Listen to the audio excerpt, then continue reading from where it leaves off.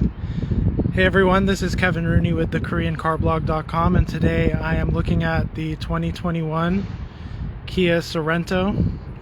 This is the SX Prestige model, and it has the X-Line package as well. So as you can see, this car is coming in this really nice dark green color. It comes in various other options as well, and that really goes nicely with those dark gray wheels. I think it's a pretty nice package.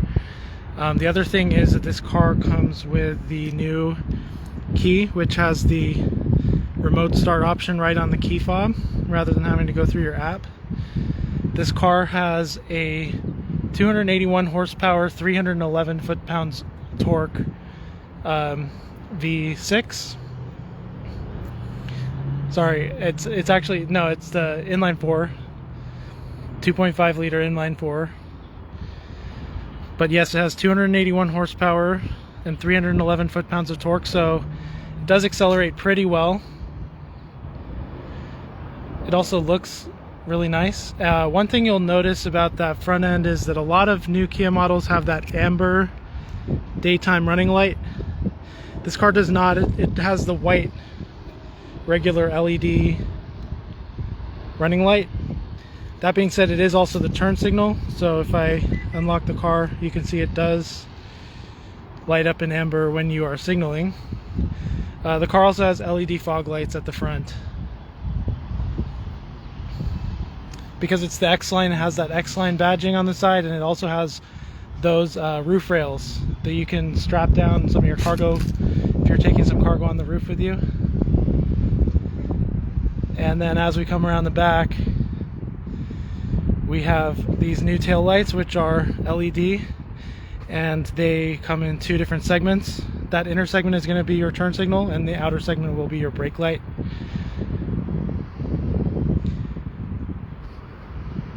The windshield wiper is hidden at the top, so it doesn't look too bad there.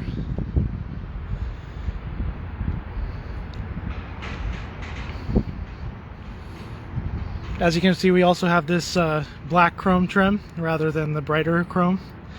It does a good job of offsetting some of that window surround that might look a little weird on some of the trim levels that don't have that black chrome.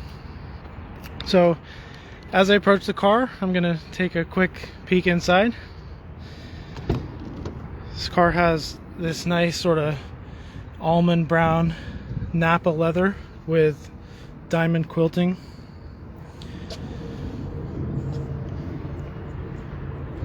Also, interesting thing about this car is that each of these vents for the climate controls has an upper section, so you can direct that at your face or wherever you like.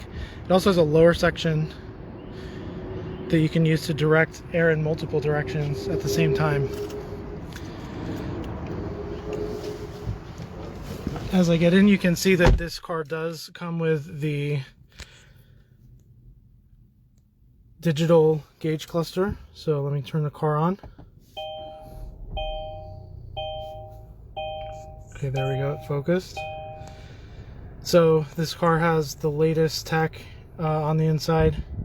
That being said, these navigation systems that Kia is providing do not show a full map on the gauge cluster. That being said, you do have a 10.25 inch screen over here, or if you hit map, that's where you're going to get your map. It's a pretty responsive system all around. I'd say things happen pretty quickly when I tap these buttons. One of the problems is that these are capacitive buttons, so they do get fingerprinty very easily. We also have those capacitive buttons in the climate control area too, so fan speed, you have to tap these. One thing I really like about new Kia models is that they have this 3-stage auto climate control system. So you know how like a lot of times you hit auto and it just blasts you there. You can decide exactly which level you want that to be. You can also turn everything off just by hitting that. And then these are to get your climate controls for the dual zone system. So even though this is a 6-passenger car, it does not have a rear climate control section. We also have wireless charging, and one thing that they've done a little bit differently on the wireless charging on some of these newer Kias is that the Qi wireless area, which is this right here, will turn green when your phone is fully charged. I'm trying to get this to focus. Next thing is we have our heated and ventilated front seats right here. And down here on the gear lever, we also have our drive mode selector. So not only do we have the comfort, sport, and smart, but because this car has the all-wheel drive, you also get the snow mode, that's over here, and you get the all-wheel drive differential lock, which is just a button you hit right here. This knob does twist and allow you to select your mode. So you know, when I'm in sport mode, the gauge cluster is going to look a little bit different. As I move that to a different mode, it will change in the gauge cluster. Fairly nice, but it isn't that different from mode to mode, so just taking that into consideration. Then also in this area, you have your heated steering wheel. You have auto hold so that you don't have to hold your foot on the brake at a red light. You have the downhill assist mode for your all-wheel drive system, electronic parking brake, and I believe that can be either pulled or pushed. Then you have your auto start stop off button, which I always turn off, and then your 360-degree camera. So actually that's one thing I was impressed by. When I hit that camera mode, it's really high res and high quality, and very easy to tell exactly where I am. I do like that feature. Let me turn that off, and then you have your parking sensors right here. One other thing I wanted to talk about, because I've been driving this car this morning, the cruise control. It's actually, it's really good, and it doesn't say cruise for some reason. You have to hit this button that says mode. But you know, in other, right now the controls are not going to work because I'm not driving, but in other Kia models I've driven, I've always had a little bit of difficulty using it just because I have to go to like the most conservative settings for it to not really frighten me when it's coming right up to someone who's stopped and like slam on the brakes at the last minute. This car, they've done a lot of work to make that better, so it's easier to use the cruise control, and it's almost like a self-driving ability.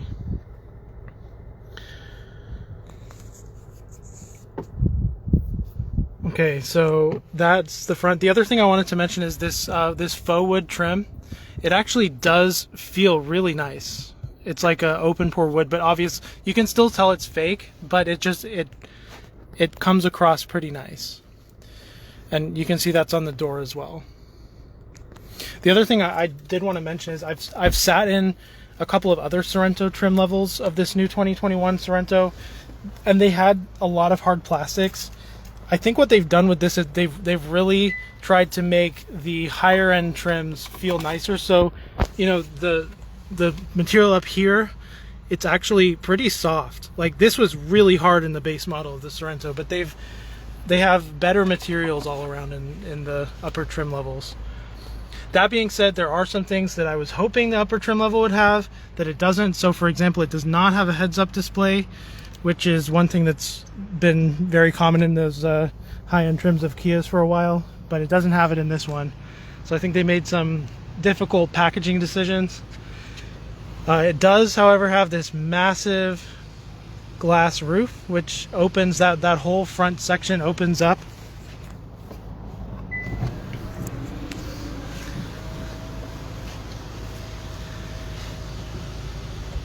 So I really like that feature. Now I'm going to jump into the second row. Oh, before I do that, I want to just say one other thing that Kia has added to the 2021 Sorento that I haven't seen in other Kias before is the one-touch auto up and down windows for both the back windows and the front windows. In other Kias, I've only seen that in the front. I know Toyotas and other cars have always had it in the back as well. Finally, a Kia has those one-touch down and up windows in the back. And this other button here, this is something I haven't seen in any other car before. It's a child lock button. So instead of going to those back seats and manually putting your child lock on the doors, you just hit this button and it's gonna do the child lock in the rear seats automatically for you.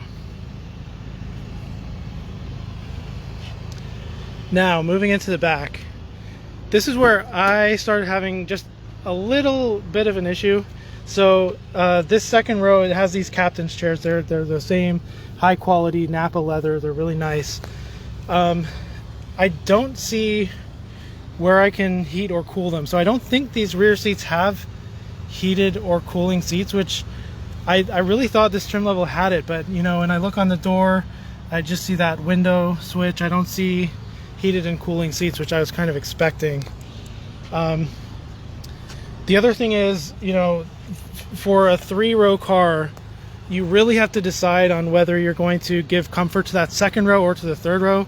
Because as you can see in this configuration where you have all the leg room, if I look at those third rows, it's really not that much leg room.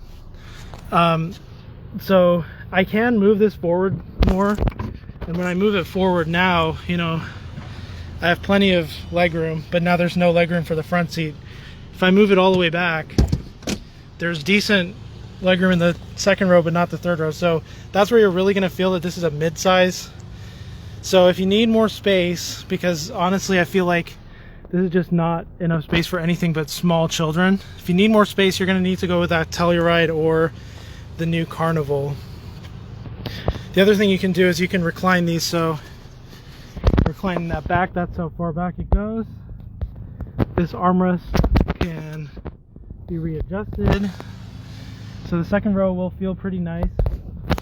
Another problem I have though is that this car is pretty narrow. Like you can see the center console, it's pretty narrow, so the ability for people to squeeze back between the seats, if you do go between the captain's chairs, it's really tight, really tight. Obviously they have these other features, so this button down here, that's what's going to push the seat forward, and then you can get into your third row that way as well. But you know, the other thing to note is that third row has absolutely nowhere to put your feet, so you're gonna have your knees up against your chest if you are anything of a decent size. And then there's another button here that does the same thing, so I like that redundancy. So that's the second row. Also, the second row has a really nice view out that panoramic sunroof. If we talk about the third row for a second, it does have its own USB connections and it has these windows, but once you sit back there, see where if your head is back there, you really have very little visibility out of the third row. The other thing is you have your cup holders on the doors due to the fact that these are the captain's chairs, but they do work fine. It's no problem. Okay, next I'm going to show you the trunk. So as you can see here, we have our automatic motorized trunk. So I'm going to hold that for a second, and then we open up. Again, what you'll notice is this is where, you know, you really realize that this is a mid-size and it's not going to replace your Telluride, is the third row cargo situation. So if you really have 6 people in this car, holding all their stuff too is going to be really difficult because you just don't have that much room back here. Now if I drop the third row, I'll show you how much space you get there. So now you get a decent amount of space.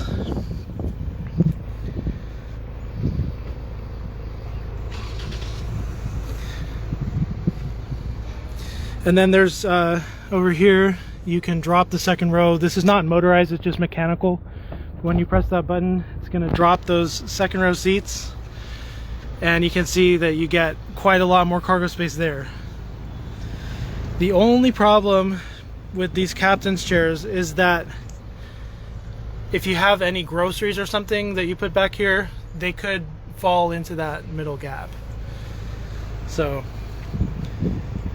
I like the idea of the captain's chairs. They're really nice and luxurious, but the problem with them is that they're just not quite as practical. So if it was me, I may actually go for the second row bench option rather than these captain chairs. That being said, it is still a very nice and fairly luxurious SUV.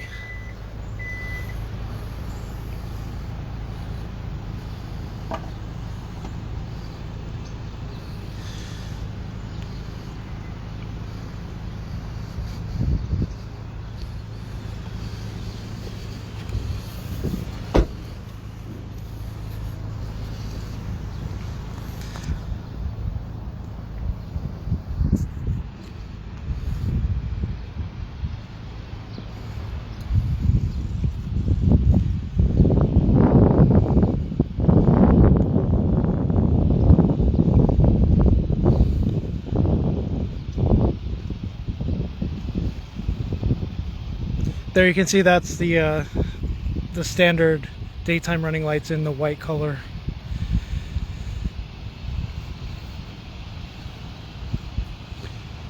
So yeah, that is the 2021 Kia Sorento here in the US, and I think they've done a pretty good job.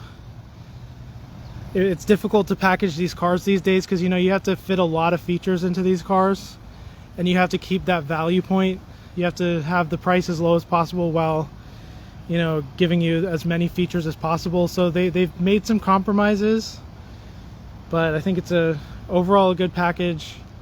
And again, if the mid-size feel of this car is just a little too small for some of your families, Kia does also offer that really popular Telluride that has a little bit more room in the third row, and it's just a little bit wider than this car.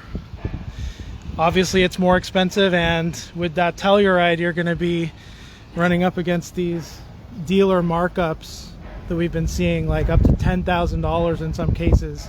That's still going on to this day. I don't think you're going to see that so much with this Sorento. So if you can compromise and you're willing to move down to the Sorento, if you're looking at a Telluride, then this is a pretty good option as long as you can live with that smaller size. If you need something even bigger than a Telluride, then Kia did introduce that new Carnival that is just starting to land on dealer lots right now, so you might want to check that one out. I'll try to have a review of that as soon as I can. So thank you everyone for watching. Again, my name is Kevin Rooney, and this is the KoreanCarblog.com. Thank you.